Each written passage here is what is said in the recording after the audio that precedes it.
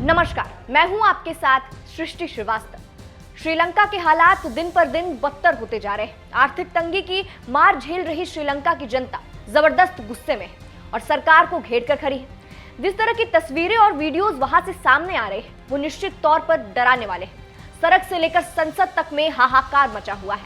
महंगाई और आम जरूरतों की चीजों के दामों में बेतहाशा वृद्धि हो रही है, जिससे गुस्साए लोग सड़कों पर उतर आए हैं और सरकार के खिलाफ जमकर हल्ला बोल रहे हैं। गुस्साए प्रदर्शनकारियों ने शनिवार को राष्ट्रपति भवन पर कब्जा कर लिया था। साथ ही प्रधानमंत्री के सरकारी आवास में आग तक लगा दी गई थी। श्रीलंका की स्थिति कितनी गंभीर है इसे देख तो हर कोई रहा है, लेकिन मदद के लिए किसी के कदम आगे नहीं बढ़ रहे सिवाय भारत के। जी हाँ, आर्थिक परेशानी झेल रहे श्रीलंका को भारत ने मदद का आश्वासन दिया है। भारत की तरफ से प्रतिक्रिया आई है जिसमें कहा गया है कि भारत ने श्रीलंका का साथ पहले भी दिया है और आज भी मजबूती से उसके साथ खड़े हैं। इसे लेकर विदेश मंत्री एस जयशंकर ने कहा, हम हर संभव मदद करने की कोशिश कर रहे हैं और हमेशा मददगार रहे भी हैं। वो अपनी समस्या पर काम कर रहे हैं। अब हम भी देखेंगे कि हमसे क्या होता है। जयशंकर ने यह भी साफ कह दिया कि श्रीलंका में अभी कोई शरणार्थी संकट नहीं है। अपने सबसे बुरे दौर से गुजर रहे श्रीलंका के लिए भारत की तरफ से आए ये शब्द किसी मेहरबानी से कम नहीं है। आपको जानकर हैरानी होगी कि श्रीलंका की विषम परिस्थिति देखने के बावजूद किसी भी देश ने उसकी मदद के लिए हाथ आगे नहीं बढ़ाए, लेकिन भारत दोस्ती का मतलब बखूबी समझता है। इसलिए दोस्ती का फर्ज निभाते हुए भारत ने श्रीलंका की मदद का ऐलान कर दिया है। हालांकि अभी तक ये साफ नहीं हुआ है कि भारत डायरेक्टली श्रीलंका को आर्थिक मदद भेजेगा या फिर जरूरत का सामान मुहैया कराएगा, लेकिन इतना जरूर है कि भारत बड़ा दिल दिखाते हुए श्रीलंका की हर संभव मदद करेगा। आपको भी बताते चले कि श्रीलंका में हालात बद से बदतर होते जा रहे हैं। लगातार बढ़ रहे इस विरोध के बाद श्रीलंका के पीएम रानिल विक्रमसिंघे ने इस्तीफा दे दिया है। उसके बाद विदेश मंत्री ने भी इस्तीफा दे दिया है।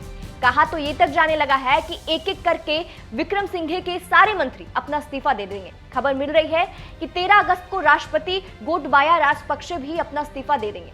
तो हालात बहुत ज्यादा खराब है और ऐसे वक्त में भारत श्रीलंका के लिए मसीहा बनकर उभरा है। श्रीलंका की मदद के लिए भारत सरकार के फैसले पर आपका क्या कहना है? कमेंट करके अपनी राय हमें जरूर दें।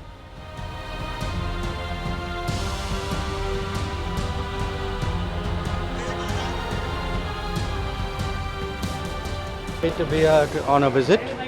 It's been some time since I've come to Kerala. I'm very good to meet all my colleagues from Thiruvananthapuram. I'm hoping to spend the next few days with them and understand and appreciate what is going on here. I will be talking to the press later on, so please be patient till then. How do you see the prospects of BJP here? At this the prospects of BJP all over the country are very good. So there is no exception to it anywhere.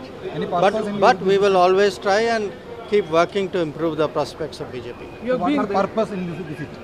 I have many purposes. A lot of it is to spend time with the BJP, our colleagues in the BJP, and understand how they are doing. But I will also, of course, being External Affairs Minister, also be visiting the passport office. So you've been given. On Sri Lanka, we have been very supportive of Sri Lanka, and we are trying to help, and we are always very helpful where they are concerned. But they are right now working through their problems, so we have to wait and see what. How do you see the what they do. refugee crisis, sir? There is no refugee crisis right now.